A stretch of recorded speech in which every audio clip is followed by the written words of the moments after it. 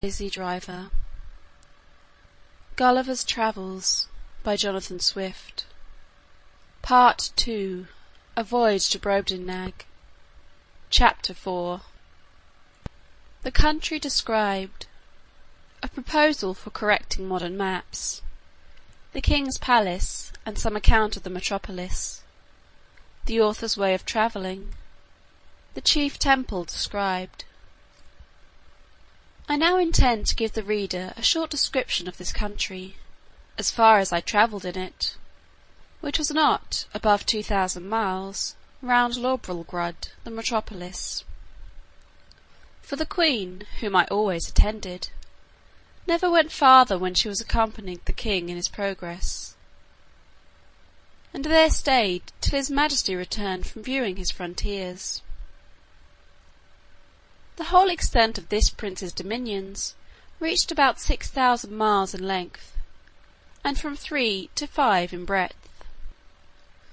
Whence I cannot but conclude that our geographers of Europe are in a great error by supposing nothing but sea between Japan and California, for it was ever my opinion that there must be a balance of earth to counterpose the great continent of Tartary, and therefore they ought to correct their maps and charts by joining this vast tract of land to the north-west parts of America, wherein I shall be ready to lend them my assistance.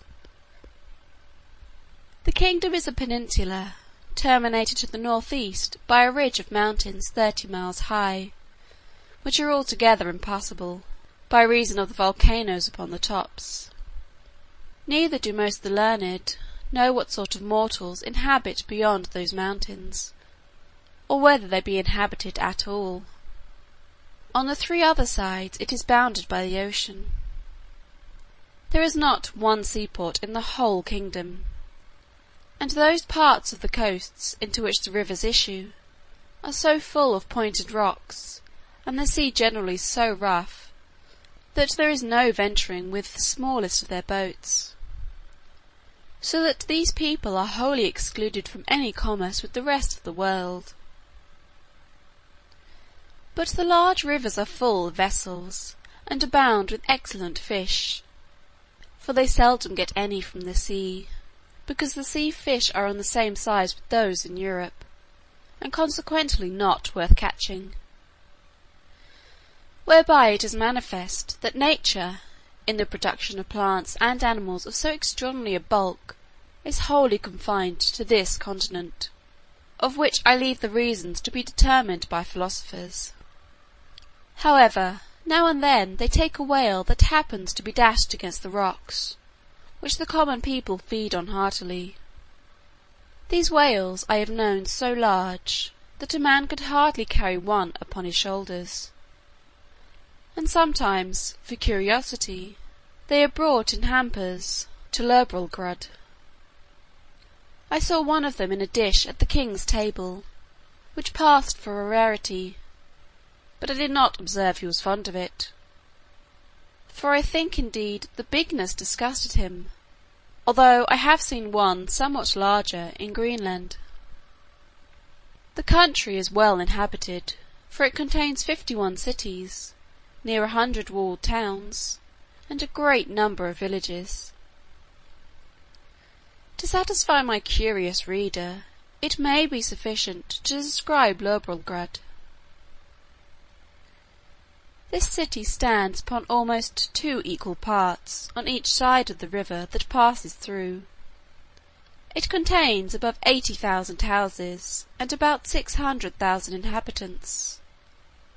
It is, in length, 3 glomglungs, which make about 54 English miles, and 2½ in breadth, as I measured it myself in the royal map made by the king's order, which was laid on the ground on purpose for me, and extended 100 feet. I paced the diameter and circumference several times barefoot, and computing by the scale, measured it pretty exactly. The king's palace is no regular edifice, but a heap of buildings about 7 miles round. The chief rooms are generally 240 feet high, and broad and long in proportion,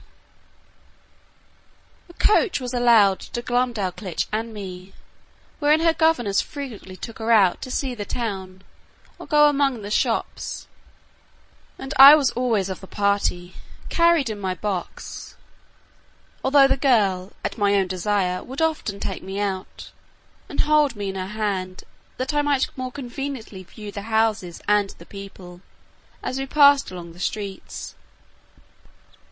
I reckoned our coach to be about a square of Westminster Hall, but not altogether so high. However, I cannot be very exact. One day the governess ordered our coachman to stop at several shops, where the beggars, watching their opportunity, crowded to the sides of the coach, and gave me the most horrible spectacle that ever a European eye beheld. There was a woman with a cancer in her breast, swelled to a monstrous size, full of holes, in 2 or 3 of which I could easily have crept, and covered my whole body. There was a fellow with a wen in his neck, larger than 5 woolpacks, and another with a couple of wooden legs, each about 20 feet high. But the most hateful sight of all was the lice crawling on their clothes. I could see distinctly the limbs of these vermin with my naked eye, much better than those of a European louse through a microscope, and their snouts, with which they rooted like swine.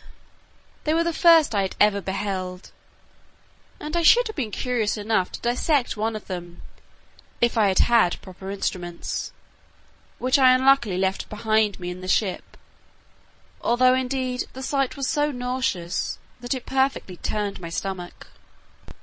Besides the large box in which I was usually carried, the Queen ordered a smaller one to be made for me, of about 12 feet square and 10 high, for the convenience of travelling, because the other was somewhat too large for Glumdalclitch's lap, and cumbersome in the coach. It was made by the same artist, whom I am directed in the whole contrivance.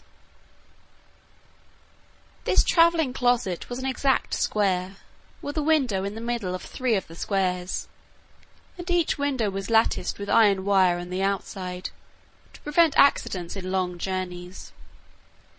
On the 4th side, which had no window, 2 strong staples were fixed, through which the person that carried me, when I had a mind to be on horseback, put a leathern belt, and buckled it about his waist. This was always the office of some grave trusty servant, in whom I could confide, whether I attended the king and queen in their progresses, or were disposed to see the gardens, or pay a visit to some great lady or minister of state in the court, when Glumdalclitch happened to be out of order.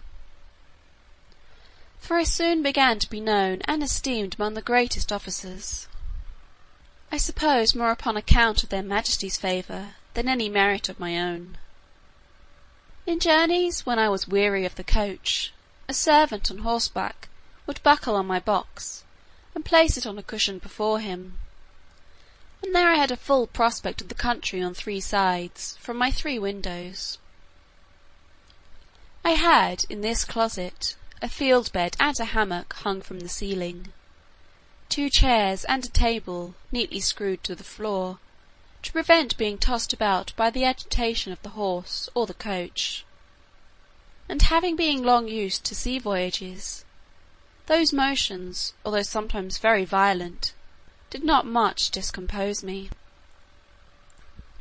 Whenever I had a mind to see the town, it was always in my travelling closet, which Glumdalclitch held in her lap in a kind of open sedan, after the fashion of the country, borne by 4 men and attended by 2 others in the Queen's livery. The people, who had often heard of me, were very curious to crowd about the sedan, and the girl was complaisant enough to make the bearers stop, and take me in her hand, that I might be more conveniently seen. I was very desirous to see the chief temple, and particularly the tower belonging to it, which is reckoned the highest in the kingdom. Accordingly one day my nurse carried me thither, but I may truly say I came back disappointed, for the height is not above 3,000 feet, reckoning from the ground to the highest pinnacle top, which, allowing for the difference between the size of those people and us in Europe, is no great matter for admiration, nor at all equal in proportion, if I rightly remember, to Salisbury steeple. But not to detract from a nation, to which during my life I shall acknowledge myself extremely obliged, it must be allowed, that whatever this famous tower wants in height, is amply made up in beauty and strength, for the walls are near 100 feet thick, built of hewn stone, whereof each is about 40 feet square, and adorned on all sides with statues of gods and emperors cut in marble, larger than life, placed in several niches. I measured a little finger which had fallen down from one of these statues, and lay unperceived among some rubbish, and found it exactly 4 feet and an inch in length. Glumdalclitch wrapped it up in her handkerchief, and carried it home in her pocket, to keep among other trinkets, of which the girl was very fond, as children at her age usually are. The king's kitchen is indeed a noble building, vaulted at top, and about 600 feet high. The great oven is not so wide, by 10 paces, as the cupola at St. Paul's, for I measured the latter on purpose after my return. But if I should describe the kitchen grate, the prodigious pots and kettles, the joints of meat turning on the spits, with many other particulars, perhaps I should be hardly believed. At least, a severe critic would be apt to think I enlarged a little, as travellers are often suspected to do. To avoid which censure, I fear I have run too much into the other extreme, and that if this treatise should happen to be translated into the language of Brobdingnag, which is the general name of that kingdom, and transmitted thither, the king and his people would have reason to complain that I had done them an injury, by a false and diminutive representation. His Majesty seldom keeps above 600 horses in his stables.